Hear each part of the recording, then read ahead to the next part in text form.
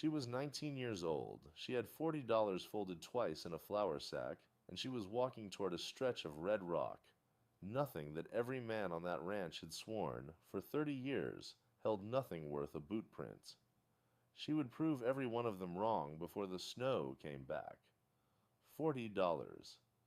Not 38, not 42. Her uncle had counted it out on the kitchen table that morning with the flat, unbothered precision of a man settling a feed bill. And in a strange way she would come to be grateful for that precision because it meant no one had lied to her about what she was worth. $40. One brass compass that had belonged to her father, and a walk into country the map still called unsurveyed. What she found out there, half buried in a wash that hadn't seen a wagon wheel in 3 decades, brass fittings catching the morning light like something trying to signal her specifically, is the kind of thing men ride 2 counties to see once word gets around. But word hadn't gotten around yet. That morning she was just a girl with a sack of coins and a dead man's compass, walking into heat that shimmered like a held breath. So settle in. And if you don't mind, tell me down in the comments where in the world you're listening from tonight. Because this is a story that starts small, on a Tuesday morning with a counted out sum of money, and ends with her name signed on a receipt in her own hand, on land that was hers because she had made it hers. Nothing about the middle part is going to feel fair. Stay with her anyway, to understand why $40 felt less like an insult and more like a starting number. You have to go back further, to a smaller house, a quieter man, and a girl who used to sit cross-legged on a canvas tarp, while her father unfolded paper maps across his knees and taught her, patiently, the way some fathers teach fishing or scripture, how to read the bones of a landscape. He was a surveyor by trade, the kind hired by mining outfits and railroad men to tell them where the ground would hold and where it would swallow a wagon whole. And he carried a brass compass everywhere he went, its glass scratched, its needle true, its case warm from his coat pocket long before she ever held it herself. She did not know, at 7 years old, watching him sight a line toward a distant mesa, that he was handing her the only inheritance that would ever actually matter. She only knew that his hands were steady, that his voice never hurried, and that when he said, "Look again," there was always something there. The second time that hadn't been visible? The first. She would need that instruction more than she could have guessed, and sooner than anyone would have wished. Her mother had died bringing her into the world in a spring that the almanacs of that county still marked as unusually dry. And so it was her father who raised her in a 2-room frame house at the edge of a surveying camp, with a cook stove that smoked when the wind came from the north and a porch that looked out over more nothing than most people ever have to look at in one sitting. He did not remarry. He did not, as far as she ever saw, grieve loudly or ask anyone to grieve with him. He simply took her along, to the section lines, to the dry washes, to the ridge lines where the mining companies wanted to know if a road could be cut, and taught her, in the unhurried way of a man who assumed he had decades left to teach her, how to read a slope for water, how to tell old rockfall from new, how to sight a bearing off a landmark and trust the number even when her eyes told her something different. He taught her to keep a ledger the way other men taught their sons to keep a rifle clean. Properly, every time, without exception. Because a number written wrong in the field became a lie carved into the land itself, and lies like that got men killed. She copied his figures into her own small notebook long before she understood what half of them meant. And by 11 she understood most of them, and by 14 she understood all of them, and by then he had started saying so to the other surveyors, quietly, the way a man mentions weather. My girl can already sight a line straighter than half the crew, and letting it sit there without further comment, which was, from him, the highest praise available. He gave her the compass on her 15th birthday, not as a gift exactly, more as a transfer of duty, setting, it into her palm and closing her fingers over it and telling her that a compass only lied to people who didn't know how to ask it questions properly. 4 years later, he was dead of a fever that moved through the surveying camps that autumn faster than any of the doctors could account for, and she buried him under a marker he had, with what she would later understand as a very particular kind of humor, surveyed and sighted himself years earlier, on a rise with a clean western view, as though he had always known exactly where he intended to end up. She was 19. She had the compass, a notebook full of his numbers, and an uncle 3 counties over who had agreed, in a letter with very little warmth in it, to take her in. Her uncle's ranch sat in a shallow bowl of land 2 days' ride from anywhere worth naming, a low house of adobe and timber with a barn that had been built stronger than the house, which told her something about her uncle before she ever shook his hand. He met her at the gate with a ledger under his arm. Not a rifle, not a scowl, just the ledger, already open, as though her arrival were a line item he had been waiting to enter. He was not unkind in the way storybooks made men unkind.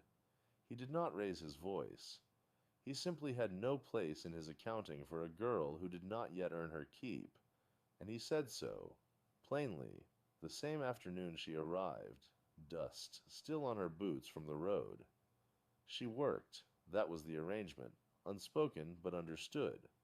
The way weather is understood, she rose before the house did, hauled water, mended fence, kept his books because she could add a column faster and cleaner than his hired man ever had. And in the evening she took the compass out onto the porch and sighted lines across the darkening range just to keep her father's lessons from going soft in her hands. She was good at the work. She never once heard him say so. 4 years went by that way, counted out in seasons rather than in kindness. Branding in spring, dust in summer, the cattle drives in fall that left the house quiet and her uncle's mood quieter still. Winters where the wind came down off the mesa and rattled the shutters until dawn. She grew from a girl who had buried her father into a young woman who could break a horse, balance a ledger, and read a stretch of country the way other people read a face. She did not complain. She had learned, without anyone teaching her this part directly, that complaint was a currency her uncle did not accept.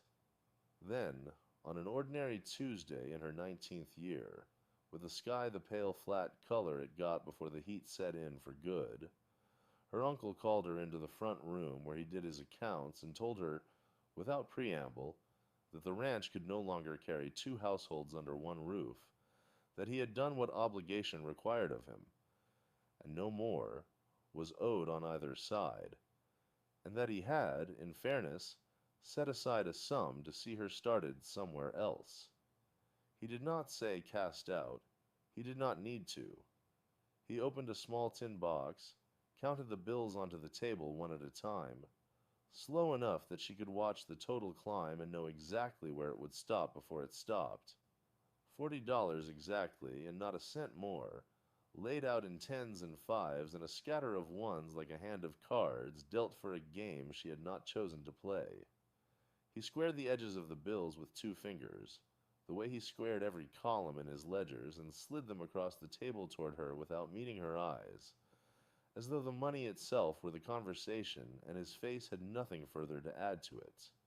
She counted it too, silently, because that was what he had taught her without meaning to, that a sum should always be verified, that trust was a fine sentiment but a poor accounting method, and she found it correct to the dollar, which somehow made it worse than if he had shorted her, because it meant he had thought about this, had sat with pen and paper and decided precisely what her 19 years under his roof were worth in coin. He told her the buckboard could carry her as far as the rail stop at Cinder's Flat, that he would not begrudge her that, and that he wished her well in whatever came next, the same tone he might have used discharging a hired hand at the end of a season. There was no raised voice. There was no accusation. He did not call her ungrateful, or difficult, or a burden. Words she had half braced for across 3 years of small. Silences and their absence left her with nothing to push against. No wrong done that she could name aloud, only a sum on a table and a door left open behind her. She folded the bills into the inside pocket of her father's old coat, the one she had taken in at the shoulders herself with a borrowed needle 2 winters back, and she did not ask for more time, and she did not ask him to reconsider, because she understood by then that a ledger closed was closed, and that asking would only cost her the last of her dignity for no return at all. She went to her room, which had never once felt entirely her own, and she packed what fit into one canvas satchel: 2 dresses, a good knife, a tin cup, a small bundle of dried meat wrapped in cloth, and last of all, wrapped in a stocking at the very bottom, her father's brass compass, its glass scratched, but its needle still true, still swinging home to north, the way it had every single time he had shown her. All those quiet afternoons she had thought, back then, were only about reading the ground beneath their boots. She left before the household was fully awake, which was not defiance so much as practicality. She had learned in 19 years of watching how a ranch breathed that the hour before sunrise belonged to no one, that the hands were still at their bunks and the woman of the house was still at her stove and not yet at her window, and that a girl walking out with a satchel over one shoulder was invisible if she moved quickly enough through that hour. The morning was cool in the particular way desert mornings are cool, a coolness that has no weight to it and no promise of lasting.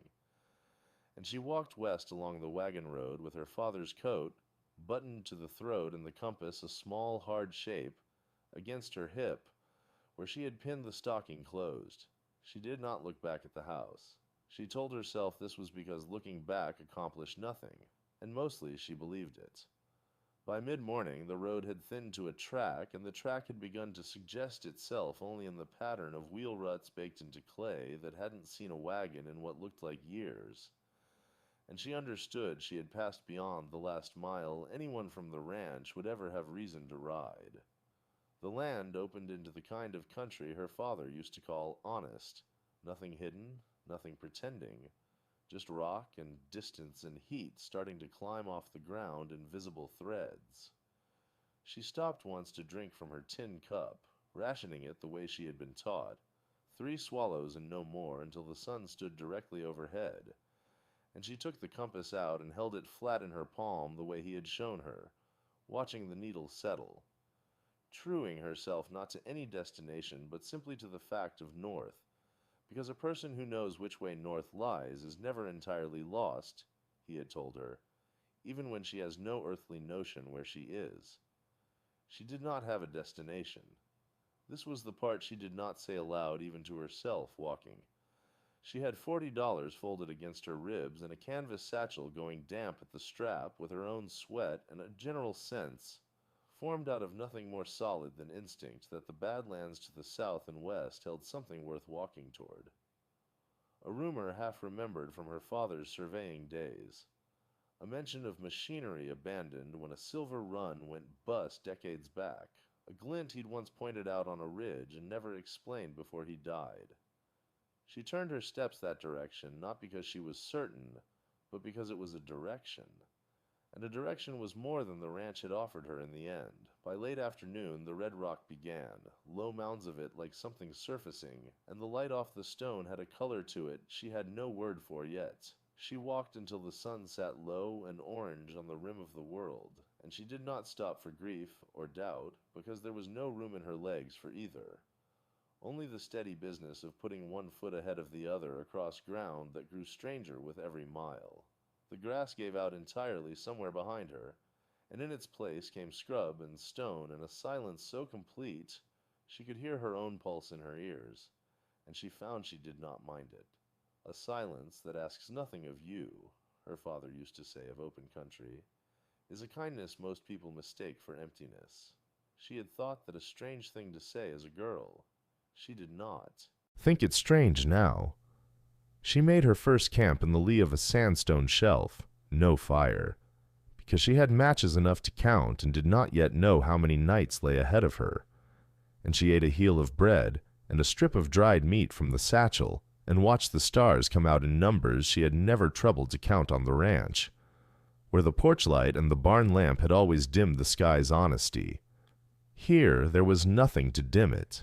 She lay on her back with the compass warm from her own body, heat resting against her sternum, and she thought, without much ceremony, that this was the first night of her life that belonged entirely to her, for better or for worse, and mostly she was too tired to decide which. Morning came hard and bright and merciless, and she was moving again before the heat could settle into the day, because she had learned that much from the mules, if nothing else. Travel in the cool hours, rest in the cruel ones. She kept her father's bearing, south and a little west, checking the compass at intervals not because she doubted her own eye, but because he had taught her that a habit checked is a habit trusted. And trust was the one currency she meant to hoard, now that money was scarce. The land folded and refolded itself into washes and benches, red and ochre, and a pale bone white in the low places where old water had once run, and left its ghost behind in the cracked earth. It was on the third day, coming down off a long shelf of rock into a wash wider than the others, that she first saw it. Not the shape of anything whole, only a glint, low and stubborn against the dust, catching the late light the way brass catches light, and nothing else quite does. She stopped walking. She stood a long moment simply looking, the way her father had taught her to look at a thing before deciding what it was, and something in her chest went very quiet and very awake at once. She did not run toward it, though every young impulse in her wanted to. Her father had taught her that, too, that the desert punished haste more reliably than it punished anything else, that a man who hurried toward water often drowned in his own excitement before he ever reached the bank, metaphorically speaking, and that the glint of metal in failing light could as easily be a broken wagon rim as a coiled rattler sunning itself on warm iron. So she stood, and she watched, and she let the mules crop at the sparse gray brush while the light slid another degree toward evening, and only then did she start down into the wash with the deliberate, unhurried steps of someone who intended to still be alive to see what she'd found. The glint resolved itself first into a shape, then into several shapes, half swallowed by a low dune that had crept up against them over what she guessed, correctly, though she would not confirm it until later, to be decades. A wheel. Not a wagon wheel of the ordinary kind, spoked and rimmed in iron, but something broader, heavier, banded in a manner she did not recognize, its hub thick enough to have carried weight no mule team could have hauled. Beside it, tilted at an angle that spoke of collapse rather than parking, a great riveted plate of iron the size of a door, rust-scaled but whole, and behind that the unmistakable curve of a boiler, squat, barrel-bodied, its fittings crusted green with age, but its silhouette as plain to her as a church steeple would have been to a town-raised girl. She had seen drawings. Her father had shown her once, in a surveyor's trade catalogue gone soft at the corners from handling, an illustration of the new steam traction engines the mining companies had begun hauling into country, too rough for rail, great lumbering machines meant to do the work of 20 mule teams, meant to carry ore and timber and machinery into places wagons alone could never reach. He had tapped the page and told her that such contraptions were either the future of freighting or the most expensive way ever devised to get stuck in sand, and that history had not yet decided which. Standing now at the lip of that wash, with the light going copper and long across the drifted dune, she understood that history had decided, and that its verdict lay half buried in front of her, abandoned, forgotten, and, as far as she could tell in that first breathless survey, entirely intact. She did not move for a long moment. Then she reached down, unhooked the compass from her belt, and opened it. Not for direction this time, but because her hands needed something familiar to hold while her mind worked to catch up with what her eyes had already found. She counted the shapes the way her father had taught her to count contour lines, one at a time, refusing to let the whole overwhelm the parts. 4 chassis, she decided, maybe 5. Their iron wheels canted at angles that spoke of a convoy that had tried to climb the Wash's western bank and failed all at once, the way a line of ants falters at the same crack in a stone. The nearest wagon had shed most of its canvas cover to weather and time, but the boiler behind the driver's bench sat upright and whole, riveted plates gone the color of dried blood, a stovepipe chimney still jutting toward a sky that had rained on it, snowed on it, scorched it for 30 years without ever quite finishing it off. She walked closer, boots sinking in sand gone soft with shadow, and put her palm flat against the iron. It held the day's last heat like a stove an hour after the fire's out, and she stood there a moment simply feeling that warmth pass into her hand, as though the machine itself were greeting her. She found the second wagon almost buried to its axles, its bed still stacked with crated freight lashed under rotted canvas, and when she worked a corner of the canvas loose with careful fingers, she saw the dull gleam of iron bar stock beneath and coils of wire gone dark with verdigris, and, she caught her breath at this, a wooden case of tools still latched, still dry, tucked up under the wagon's forward bench where 30 years of rain had never quite managed to reach it. She did not open the case. Not yet. She had learned in the 2 years since her father's death that the wanting of a thing too badly was its own kind of danger, that a person who snatched at fortune before understanding it usually broke something in the reaching. So she only knelt there in the gathering dusk, compass warm in her palm, and made herself look, really look, the way he had taught her on 100 slow afternoons over ledger paper and field notes, cataloging not what she hoped was true, but what she could actually see. 5 wagons at least, 1 boiler intact, wire and bar stock, and a locked case of tools, all of it sunk into a wash that no rancher had thought worth riding into, and no railroad had thought worth reclaiming. The light was nearly gone now, the copper draining out of the sky into a deep bruised blue, and somewhere behind her a coyote called once, thin and questioning, as if asking what business she had out there among the dead machinery of another generation's failed ambitions. She closed the compass, hung it back at her belt, and began, for the first time since walking out of her uncle's gate, to make a plan that was not merely about surviving the night. She woke before first light, the way she always had at the ranch, except now there was no one calling her to chores, no aunt's voice pitched thin with disapproval down the hallway, only the cold pressing up through her bedroll and the wagons waiting exactly where she had left them, patient as they had been for 30 years, as if they had known someone would eventually come who could read what they were. She spent that whole first day simply walking the wash, boot heels sinking into sand still damp from some rain weeks gone, counting. 5 wagons, as she had guessed in the dusk, though the 5th was little more than a frame and a set of axles half swallowed by silt. 2 boilers, not 1. The second tucked behind a fallen shelf of rock as though the wash itself had tried to hide it for safekeeping. A crate of tools so thoroughly rusted shut that she had to work the hinges with bacon grease and patience before the lid gave, and when it did, she sat back on her heels and laughed out loud, a short surprise sound that startled a lizard off the nearest chassis, because inside lay a full set of pipe wrenches and taps still wrapped in oilcloth, dry as the day they were packed. Her father would have wanted her to inventory it properly, and so she did, kneeling in the dirt with the stub of pencil from her satchel and the back pages of her mother's Bible, since she had no ledger of her own yet. Boiler, forward wagon, sound. Boiler, rear position, cracked at the seam, but salvageable. Wire, coiled, corroded, but plentiful. Bar stock, 6 lengths, good steel beneath the rust. She wrote it the way he had taught her. Not what she hoped, but what she saw.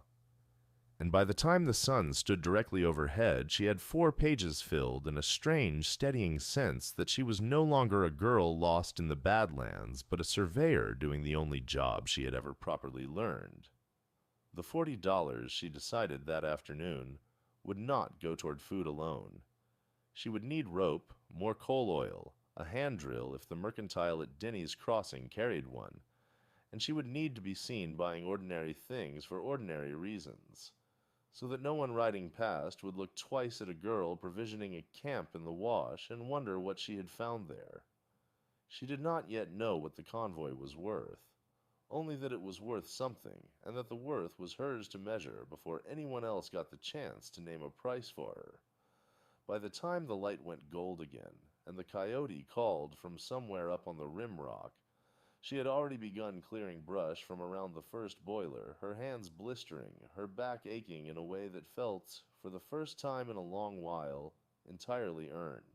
The trip to Denny's Crossing took the better part of 2 days, and she made it on foot, with the mule she had traded $4 and a good knife for, because a woman walking alone into a supply town drew less notice than one might expect.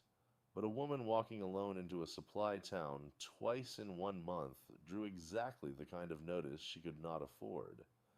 She bought rope in the ordinary way, coiled and slung it over the mule's back the ordinary way, and stood at the counter counting out coin while the clerk, a heavy-jawed man who had sold her father tobacco once years back, though he did not remember it, asked what a girl needed with a hand drill and 40 feet of line. She told him she was helping an uncle fence a section past the wash, and he nodded the way men nod when they have already stopped listening. And she was glad of it, glad of the particular invisibility that came with being young and female and assumed to be running someone else's errand. She spent $9.40 that day, and wrote the figure down that night by lamplight in the same ledger where she recorded the convoy, because her father had taught her that a man who does not know what he has spent does not know what he owns, and she intended, whatever else came of the wash, to always know exactly what she owned. The clearing of the boilers took the better part of a week, and it was work that reshaped her hands before it reshaped anything else. The brush gave way to blistered palms. The blisters gave way to a hardness she had not had before, and by the fourth day she had stopped noticing the ache in her shoulders as anything other than the ordinary cost of the ordinary hours. She found, beneath the second wagon, a crate of coupling pins still packed in their grease paper, dry and usable, and she laughed out loud alone in the wash at the sight of them, a short, surprised sound that startled a hawk off the rimrock and did not embarrass her in the least. She found, in the third, a name stamped into the boiler plate that was not the name of the freight company her father had once mentioned, but a different one entirely, and she copied it into her ledger with the same care she gave to every measurement, promising herself she would ask after it the next time she was in a town large enough to have a newspaper office.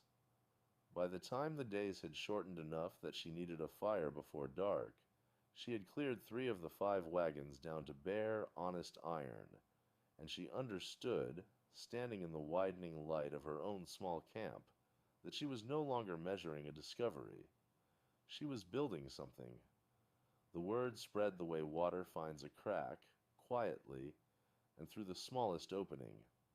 It began with a freighter who had stopped for water at the wash and seen the smoke of her forge fire rising steady against the rimrock, and who mentioned it, without much thought, to a man mending harness in front of the mercantile 2 towns over. It moved from him to a rancher whose wagon axle had been failing him for a month, who had been told there was no one this side of the rail depot who could turn a new one, and who rode out on a Tuesday morning more out of curiosity than hope, expecting to find a girl playing at salvage in the ruins of somebody else's failure. He found instead a yard. The 5 wagons stood in a rough line along the wash floor, stripped and sorted, their good iron stacked by size and use under a lean-to roof she had built from planking and canvas and the patience of 100 small corrections. A forge burned low and steady in a ring of stone she had hauled herself, board by board and rock by rock, until it held heat the way her father had once shown her a fire should be held, banked and even and unwasteful. She did not stop working when he rode up. She finished the weld she was making, set the piece down to cool, and only then turned to hear what he wanted. He wanted an axle. She quoted him a price that was fair and did not apologize for it, and when he tried, out of old habit, to talk her down, she simply repeated the number and went back to her fire, and he found, to his own quiet surprise, that he did not argue further. Others followed through the autumn, one and then two, and then more than she could always finish in a week. Men who had known her only as the girl her uncle had sent off with $40 and a compass, arriving now with broken couplings and cracked wheel rims and the particular sheepishness of people who had once decided a thing about someone and were now required to unlearn it in her own presence. She kept a ledger for every job, the same careful hand she had used for elevations and bearings now recording names and dates and dollars, and she noticed, without remarking on it to anyone, that the column of what she was owed grew steadier each week than it had any right to. Out here, at the mouth of a wash nobody had thought worth a second look. She banked what she could in a tin box buried beneath the lean-to floor, and she began, on the coldest nights, to draw rough lines on paper by firelight. Not a survey this time, but something closer to a plan. By spring, the plan on that paper had become a shape she could walk through with her eyes closed, and she did, most mornings, before the light was fully up. Past the forge she had built from a boiler shell and a hand-cranked blower salvaged off the third wagon. Past the rows of axles and gears sorted by size along a shelf made of the convoy's own floorboards. Past the corral she had strung from cable wire. Nobody else had thought to save. The wash had a name now, though she had not given it one herself. The men who rode out to her called it by the place it was, Coyote Wash, as though it had always belonged to something, and she supposed, standing there with the sun coming up flat and gold across the red rock, that it finally did. She signed her first formal contract that April for a rancher 3 valleys over who needed a full running gear rebuilt before Roundup, and she signed it plainly, in her own name, at the bottom of a page she had drafted herself the night before by lamplight. There was no ceremony in it. She dated it, folded it, and handed it back across the same crate she used as a table. And the rancher, who had once told his hands there was no sense wasting good horses riding out to see a girl play at machinery, tipped his hat to her without a word about the past, which was, she had come to understand, as close to an apology as men like that ever offered. She kept the compass at her belt through all of it, not for use anymore. She knew the wash's every angle by memory now, but because her hands had grown used to its weight, and because some mornings, setting a bearing was still the fastest way she knew, to steady herself before a long day's work. She had stopped sometime that winter, waiting for someone to tell her the ground beneath her was truly hers. The ledger told her. The receipts, signed and countersigned in her own hand, told her. The forge, cold each dawn and glowing again by noon, told her plainest of all. She was not rich, not by the reckoning of the men who rode out from town in good coats to buy parts they could not fashion themselves. But she owned, outright and without dispute, 40 acres of scrap and rust and red stone that the whole territory had once agreed was worthless, and she had made of it a life that answered to no one's ledger but her own. And if you had asked her, standing at the mouth of that wash with the compass warm against her hip and the forge smoke rising straight into a still morning sky, she would have told you only this, that her father had taught her to read the land, and the land, in its own slow time, had read her back.